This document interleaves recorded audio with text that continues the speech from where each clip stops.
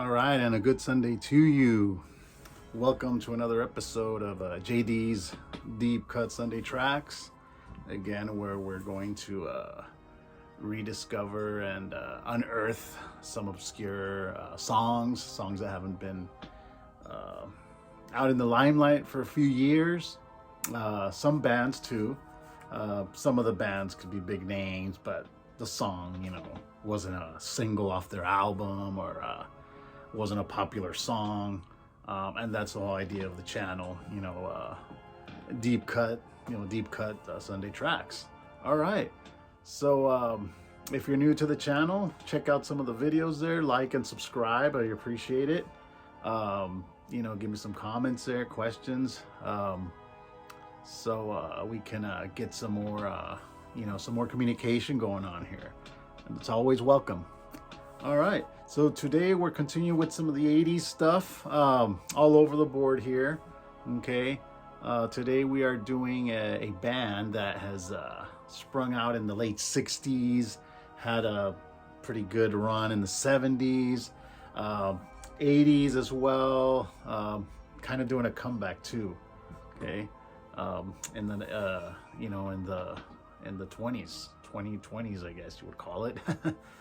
All right, so Deep Purple, okay? Deep Purple is a great band. There's been different incarnations of the band. One of the pioneers of the hard rock metal movement of the early 70s. They were up there with Sabbath when they came out, Budgie when they came out. Well, no, not necessarily Budgie, more like Deep Purple. Led Zeppelin, Black Sabbath, all those hard rock bands that were coming out in the early 70s. They were part of that wave. And then they went through different periods, member changes, some of the members went on to do their own thing, had success there. And in 1984, Deep Purple came back with the Perfect Strangers album. Okay, this came out in 1984, back with the I believe they call it the Mark II lineup, okay, of the band, with Ian Gillan on vocals. That's my favorite era personally. Okay, some of the Glenn Hughes stuff is good. Never got into the David Coverdale era. But my favorite was the Ian Gillan years, which I believe 1970, did the Fireball album. He did the Machine Head album, Who Do You Think We Are album. And then left the band. Went with Sabbath for a while there, did his thing there. But in 84 came back.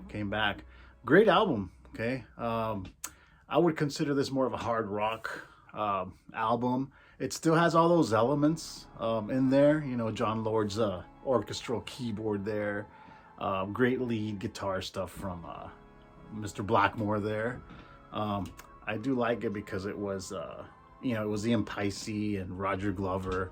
That original Mark II lineup, which was my favorite. Okay, but check out Nobody's Home.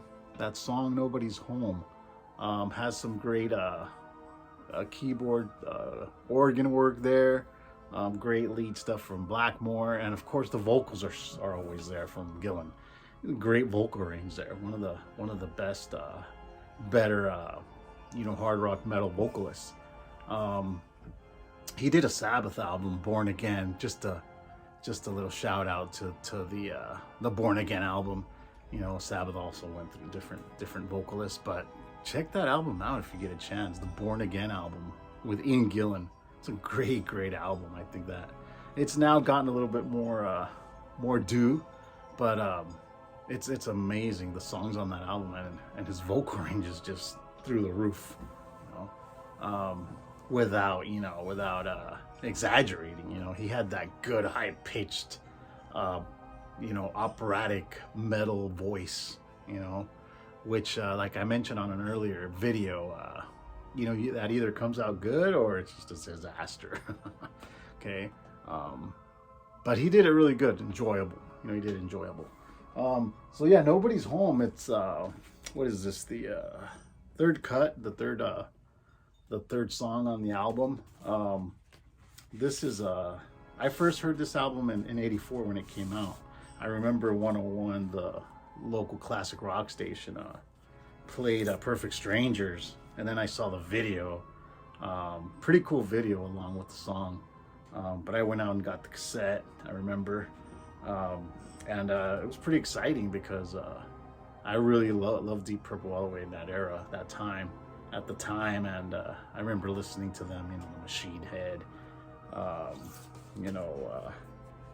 Highway Star and all that, But then when they came out with this album, it wasn't quite that, but it's just a great album, It has all those elements that Deep Purple. I always thought of them as kind of like an all-star band. I mean, all the members are just experts at their craft, Roger Glover is the producer, of the album, so he's amazing, and of course Mr. Blackmore, how can you go wrong with him? Sometimes I kind of wish he would put out some hard rock and roll stuff, because he's doing like medieval folk songs now, and to each his own. I mean, he's enjoying what he's doing, but it's very, very 360 there. But sometimes I wish he would get back to his roots, of rock and roll there, hard rock, because he's an amazing talent, one of the best guitarists of the era, the 70s era hard rock out there. Okay, the Rainbow stuff is just amazing.